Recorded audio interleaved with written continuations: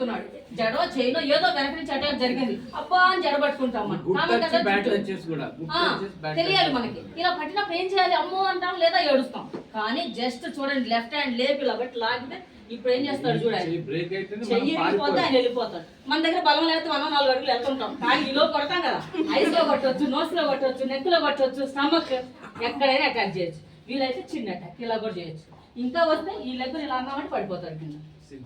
పడినాక 2 కిక్కులు ఇవ్వచ్చు, ఆయన లేచి వచ్చేలోపు మనం పారిపోవచ్చు. అర్థమైందా? ఈ విధంగా తప్పించుకోవచ్చు. పోనీ ఎదురుగా వచ్చాడు, ఎదురు వచ్చి మీద చేయొచ్చాడు, టక్కుని చేయబడగానే బ్లాక్. ఇది అప్పర్ బ్లాక్ అంటాం. ఈ బ్లాక్ తెలిసి ఉంది కాబట్టి అది కత్తితో కానీ కర్రతో కానీ ఏం అటాక్ చేసినా బ్లాక్. మన ఫేస్ కాపాడుకున్నాం, మన బాడీని కాపాడుకున్నాం. జస్ట్ ఇలా పెట్టుకోం. మళ్ళీ మనం పంచి కొట్టవచ్చు, ఫేస్లో కొట్టవచ్చు, చిన్న అటాక్ చేయొచ్చు, ఏదైనా చేయొచ్చు.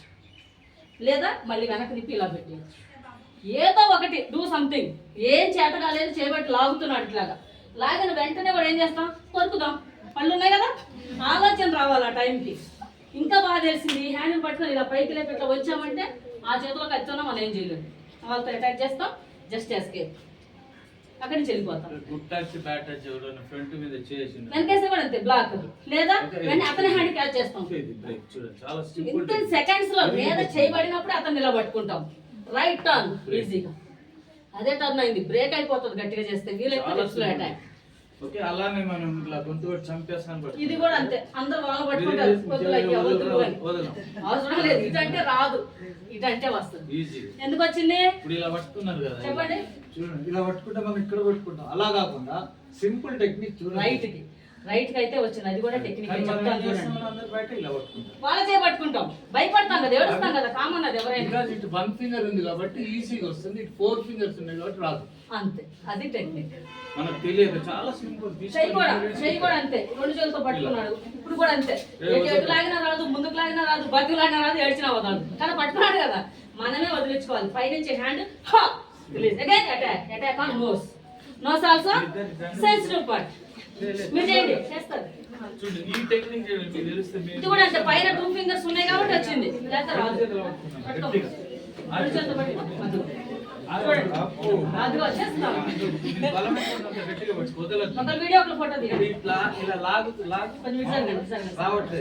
చూడండి, ఈ హ్యాండ్ పట్టుకో పైనుంచి ఈజీగా పైకి. అందరిలో బలం ఉంది, ఉపయోగించాలి. నేను పట్టుకుంటా, చూడండి, నేను పట్టుకున్నా కూడా, నేను గట్టిగా పట్టుకున్నా. ఓకే,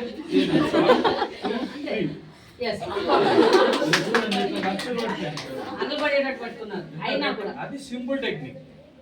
ఏం లేదు, 2 ఫింగర్స్ ఉన్నాయి పైన. అది అర్థమైంది కదా, పట్టుకున్న వెంటనే చూడండి 2 ఫింగర్స్ ఉన్నాయి. ఎంతకైతే రాదు ఎవరికైనా. టెక్నిక్ మన బలం కాదు, టెక్నిక్.